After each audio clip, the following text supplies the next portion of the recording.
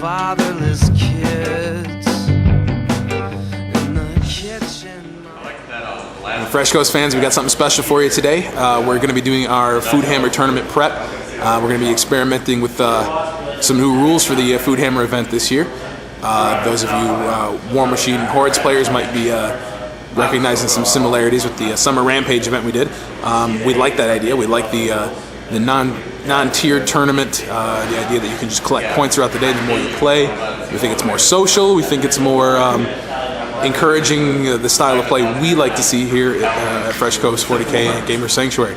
So this first bat rep is going to be with myself and Tau Forever. We're going to do Blood Angels versus Star Phantoms.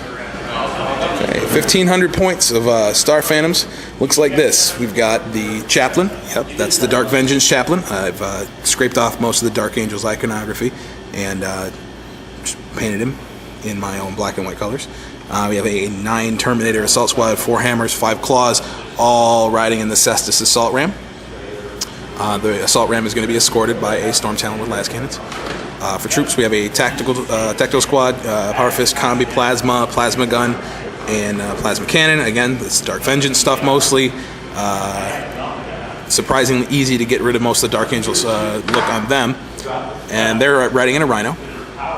We have a Devastator Squad with 2 Plasma Cannons, 2 Heavy Bolters, Sergeant with a Plasma Pistol, and then a 10-person Scout Squad with a Heavy Bolter. It's not Sergeant Talion, it's just a regular Scout Sergeant with a Sniper Rifle. I actually only have 8 Sniper models, and I needed 9. Let's look and see what Adam's bringing for the Blood Angels today. Alright, Adam's going to be featuring his new Death Company Land Raider and Death Company models today. This has been his pet project for the last month or so, and I must say they look gorgeous. The weathering and the mud on the tracks of the Land Raider in particular are great. My personal favorite touch, though, has to be the X in the front looking kind of graffiti-ish. It looks almost like it's dripping, like someone actually just took a spray paint can to it.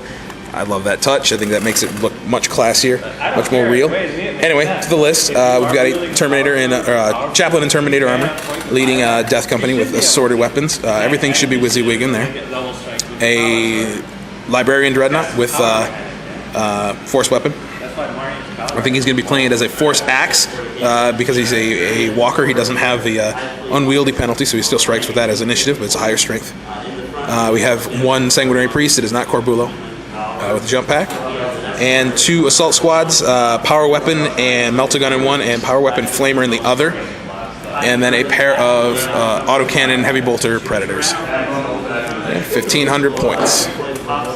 We'll get to deployment, warlord traits, and the table in just a second. Right, here's a quick shot of the table. We did roll the battle zone trait, and we have Sub-Zero, so all my plasma weapons are going to ignore Gets Hot. Yay for me. Dangerous terrain rolls also failed on a 1 or 2. Adam's got his Blood Angels up in a nice black and red line right here. All his jump troops are combat squatted. I combat squatted everything I have too. I've got scouts here and in the building over there, as well as the Devastator squad here and the Tactical squad and the Rhino. Of course, my flyers are in reserve, and there's the relic in the middle. That is our objective.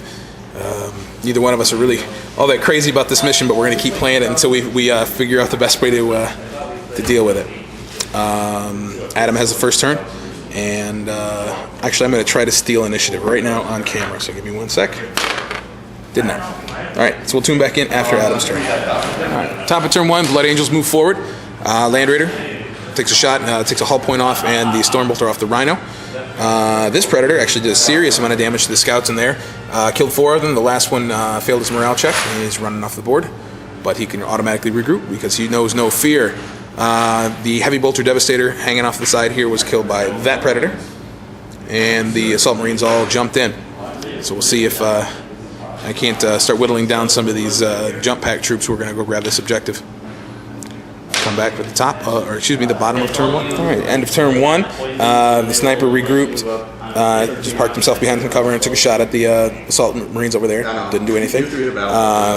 The Marines in the Rhino were shooting at the assault troops right there, who were just out of cover, focus firing on those 3 guys right there. But the plasma gun failed to wound, and the plasma cannon scattered way behind him into the building. The Devastators had a little bit more success, managed to kill one of the assault Marines in the building here, and the snipers actually took one out as well. made their pinning check, but then they failed their leadership test. And because it's the ice world, they had to make dangerous terrains on a 1 or 2. They passed them all, but that squad right back there is going to have to regroup now. 20. I'm going to move into turn 2. See what Adam can do to try to wipe me off the board before my reserves can get here. Top of turn 2 is pretty nasty. This pretty much says it all. This shot right here. Death Company and the Land Raider came rolling up the middle. Land Raider blew up the Rhino. Killed, I believe, 2 of the Marines inside. Then the Death Company assaulted. I chose to fail my morale check because he took another Marine out with a shooting attack. I chose to fail my morale and only rolled a 5, so I stayed on the table.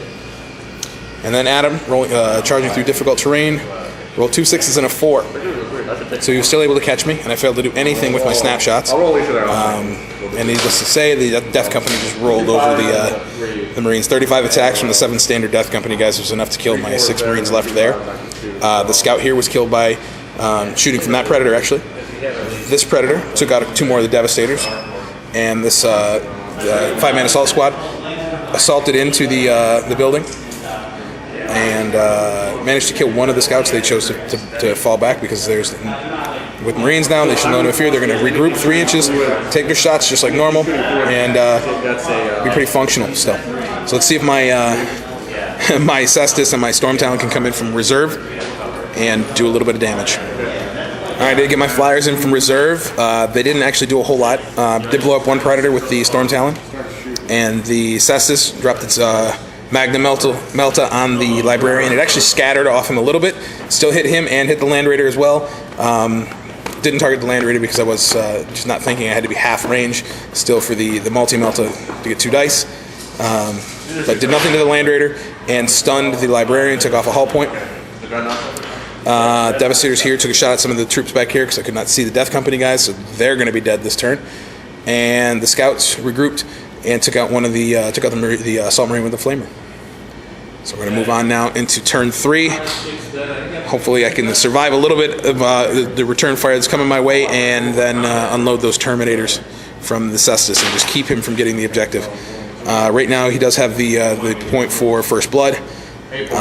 Nobody has picked up the relic yet because it's under the Land Raider, which is actually a nice tactic, I think, with this mission, is to park a Land Raider on it and then move it off when you're ready. And then he's got Linebreaker too at the moment, but that won't come until the end. So we will move into turn 3. Top of turn 3, we see an assault squad come over and try to damage the Storm Talon with bolt pistols and failed. That Predator came around, also shot the Storm Talon and didn't hit once. The Land Raider actually hit the Cestus once, but did not penetrate the armor. Over here, the assault squad assaulted the scouts again. They chose to fail the morale check. Did not run off the board, and they're going to regroup and take some shots. And over here, predictably, the Death Company swamped all over the last 2 Devastators. Right now, I'm just trying to avoid them, slow them down, and see what I can do. We're going to try some fun shenanigans with the Cestus this turn. Let's see if I can't pull off a pretty big ram attack and have some serious fun with it. I'm going to move on now to bottom of turn 3. Bottom of turn 3, Terminators disembark out of the Cestus, assault the assault squad here, and multi-assault onto the Dreadnought as well. I failed to do anything to the Dreadnought other than drop his initiative to 1. Actually lost the Terminator to Overwatch fire and another one in combat with the Dreadnought, but they were both Thunderhammers, so I'm down to 2 Thunderhammers, all 5 Lightning Claws, and the Chaplain still. But they are locked in, and that was as far as their consolidation move gave them. So the Death Company can't shoot them. They're actually safe from shooting for a turn. That's nice. Cestus is in hover mode. Adam pointed out, because I had to go into hover mode to disembark the Terminators, I had to activate the Cestus first, so he could not disembark the Terminators and then ram, because he started in zooming. Storm Talon zoomed over here, blew a heavy bolt response off the Predator. And the scouts over here took out another Assault Marine and actually managed to pin this last one. So he's just stuck in the middle, out in the open. We're going to move into turn 4 now and see if I can't continue to at least hold him back for a little bit. Oh yeah, the Magnum Melta glanced the Land Raider and only took off a single hull point. So now we're going to see if that Land Raider can take out the Cestus. All right, top of 4. Now I'm just fighting for pride's sake. The Cestus got shot down by the Melta guns up here in the building. And then the Death Company which was gonna assault the Cestus, decided they were gonna go after the Terminators, and actually did pretty dang well. There are 4 Death Company left, as well as my Chaplain and 2 Terminators. Over here, that Assault Marine stood up. Chaplain detached and was shooting at the scouts over there. Failed to kill them. So we'll see if I can't, again, try to salvage some shred of dignity in this game in the bottom of turn 4. Bottom of turn 4, the Storm Talon immobilizes the Predator. It just goes into hover mode to do its special hover strike attack. It's now a sitting duck. But that's okay. It's not going to last much longer anyway. The scouts dropped the sniper rifle, shot bolt pistols, and then tried to assault just to get massive amount of dice over there, and didn't kill him, but lost one in return. They failed to run away, so they're stuck now.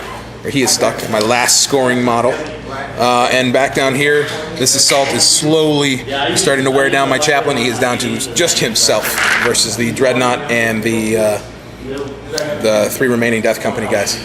My Terminators are dropping like flies with armor saves. It's really not pretty.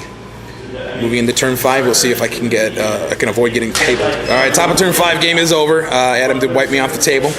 The Land Raider pivoted and shot the Storm Talon out of the sky. Actually, just glanced it to death, I believe.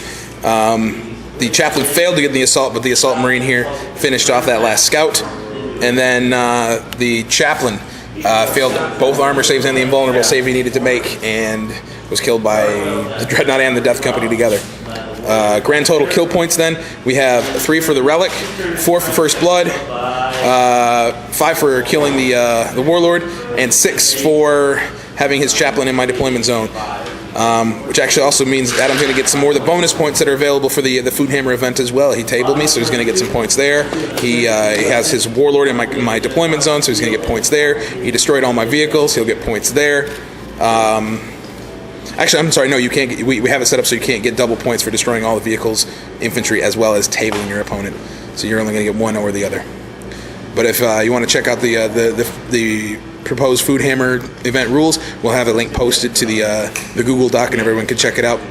We'll also have it put on the Fresh Coast 40K forum for everyone to see.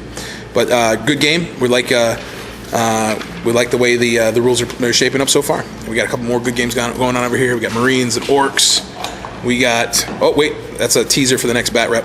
That one's coming up. Muggins is shooting the video for that. We got Tyranids and a Demon Dark Eldar Alliance from Dustin. So we're gonna hopefully get another game in, maybe 2 more games in today. We'll see. And keep checking back at freshcoast40k.com as well as foodhammer.com for updates on the event. The prizes, the donations, everything on the list is growing incredibly. So we've got some awesome stuff in store for everyone. So get out here November 3rd, I believe. Muggins, November 3rd. Yep, November 3rd. Bring some donation food, bring some cash, buy your raffle tickets for all the prizes. We're giving away battle boxes, rule books, dice sets, markers and terrain pieces, all sorts of stuff. So keep checking back to the sites for updates. Thanks again.